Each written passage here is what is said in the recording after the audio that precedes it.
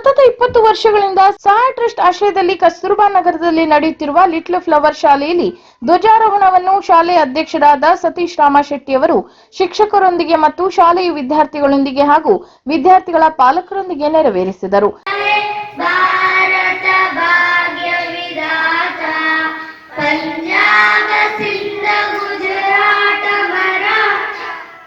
ಇನ್ನು ಈ ವೇಳೆ ಮಾತನಾಡಿದ ಅವರು ಮಕ್ಕಳಿಗೆ ವಿದ್ಯಾಭ್ಯಾಸದ ಜೊತೆ ಬಾಲ್ಯದಲ್ಲಿಯೇ ನೈತಿಕ ಸಾಮಾಜಿಕ ಮೌಲ್ಯಗಳನ್ನು ಬೆಳೆಸಬೇಕು. ಇದರಿಂದ ಮಕ್ಕಳಲ್ಲಿ ದೇಶಾಭಿಮಾನ ಮತ್ತು ಅಂತಃಕರಣ ಮನೋಭಾವನೆ ಬೆಳೆಯಲು ಸಹಾಯಕವಾಗುತ್ತದೆ. ಇದರಿಂದ ಮಕ್ಕಳು ಉತ್ತಮ ಪ್ರಜೆಗಳಾಗಬಹುದು ಎಂದರು.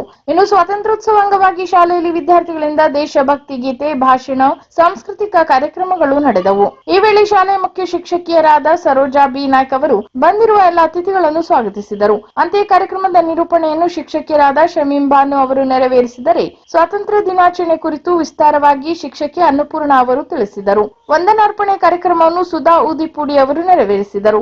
ಈ ಕಾರ್ಯಕ್ರಮದಲ್ಲಿ ಶಾಲೆಯ ಮುಖ್ಯಸ್ಥರು, ಎಲ್ಲಾ ಶಿಕ್ಷಕಿಯರು, ವಿದ್ಯಾರ್ಥಿಗಳು, ಶಾಲೆಯ ಆಯಾ ಸೇರಿದಂತೆ ಪಾಲಕರು ಭಾಗವಹಿಸಿದ್ದರು.